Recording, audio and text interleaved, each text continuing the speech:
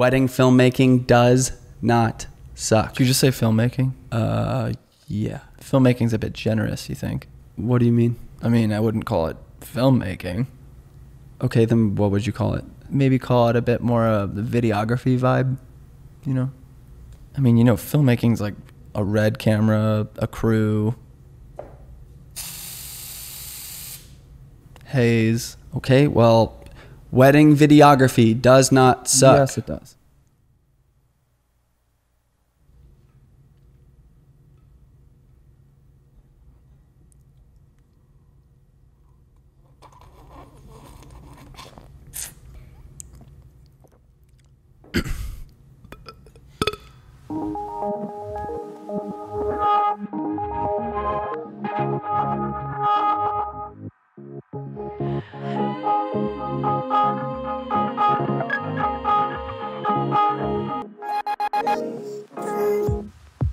Thank you to Musicbed for trusting and sponsoring my channel when I make things like that. And thank you to you all who haven't abandoned me for being a troll. Make sure to stick around until the end of the video and see what Musicbed has for you all. Now, sadly, in the filmmaking world, there tends to be a stigma that wedding filmmaking, wedding videography is a lowly form of the medium, that it doesn't deserve respect, that it's a cheesy way to use consumer gear, and an excuse for videographers to call themselves filmmakers. First, let me say, if you feel that way about it, stop, please. It's not nice. And second, it's simply not true. I feel like a dad like reprimanding their kid right now. Am I aware that people use filming weddings as a stepping stone to get into the commercial world and production filmmaking? Of course. And there's absolutely nothing wrong with that. Go ahead and do it. Just know that even though some people do that, you as a wedding filmmaker don't deserve to have the pressure or need to have to graduate to a form of filmmaking above weddings to become a filmmaker. That's coming from someone who leveraged a career in photographing and filming weddings to grow a YouTube channel and move into the commercial and narrative filmmaking space. And I'll let you in on a little secret. My wedding films mean so much more to my clients than any commercial project I've done.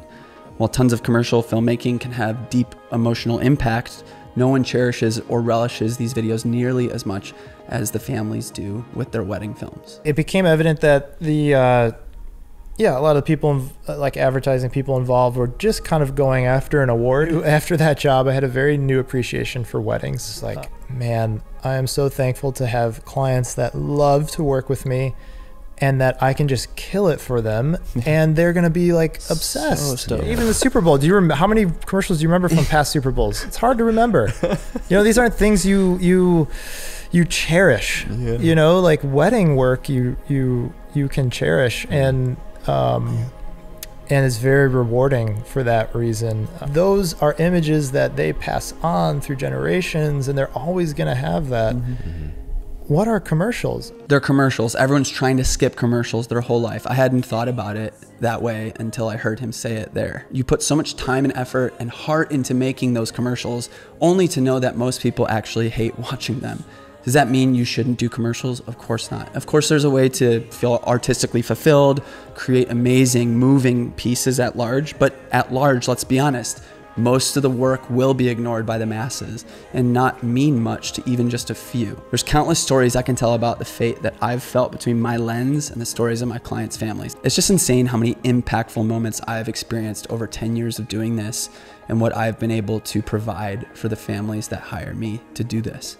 For example, Ashley and John, they decided to get married in Hawaii, and a lot of people would think of on a surface level that that's just something, you know, really cool and vibey, and yeah, we're getting married in Hawaii, but there was just so much more to their story than that. Ashley's dad passed away very recently from when the date of the wedding was, and they used to vacation as a family in Hawaii. They just wanted to do it there to feel his presence, to feel like he was there with them, and they definitely accomplished that. They were able to remember him in a deeply profound way. Now, Nick and Christina's circumstance, Christina's dad was in really poor health at the time of the wedding, and they weren't sure if he could walk her down the aisle. And with his walker, he was still able to do that.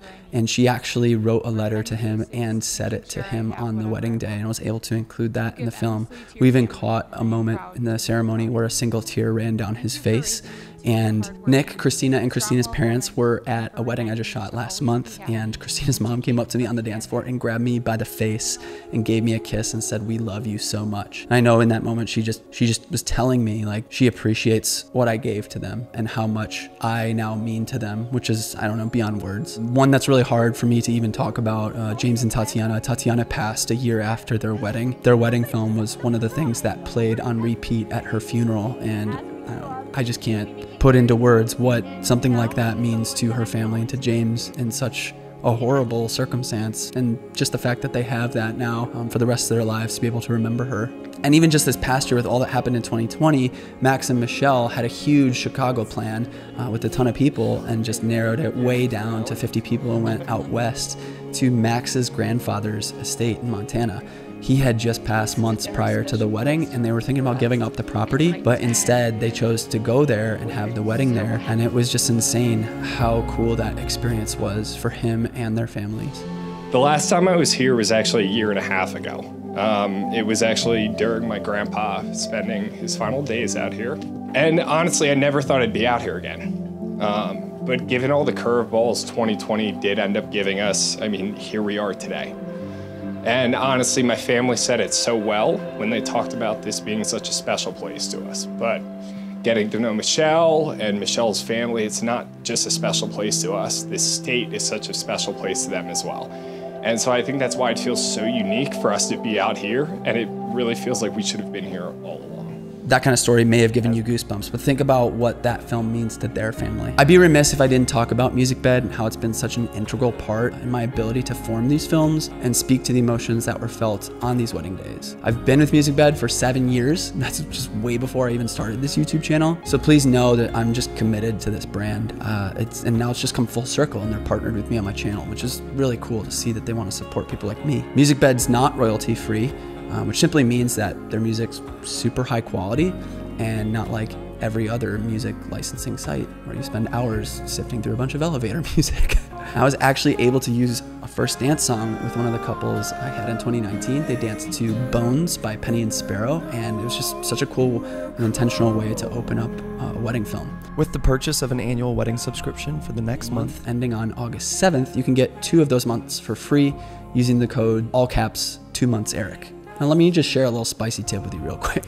I download the original song, the instrumental version, and an alt version if the artist makes it, and I weave all 3 of those into most films. You can play off the strength of each version. You put the instrumental track under vows or a speech or any other kind of audio from the day. As you saw in Max and Michelle's film already, I had the instrumental alt version going under Max's speech so you could hear him, and then I cut to the original song with the lyrics where the climax of the song hits and it just rips with them partying on the dance floor. And then at the end, I faded into the alt version to close out the film with the bass plucks and the ambient decay.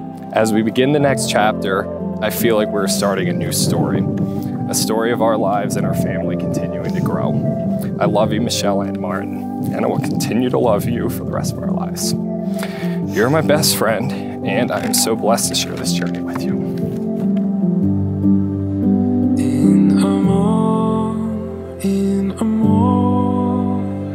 I saw you in the perfect light, and I'll never forget the way you looked at me.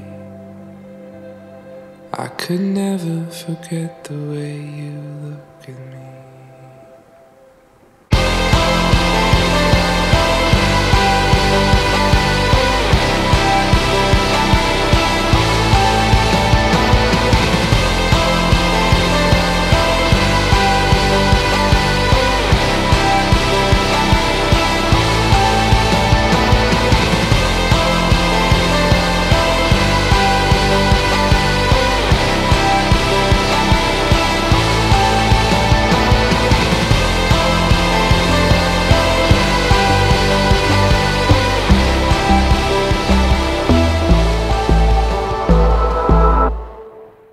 The next time someone tells you that filming weddings doesn't count as filmmaking, remember, although your work might not be viewed by the masses, your filmmaking carries a massive weight and a legacy for a family that will forever cherish that heirloom.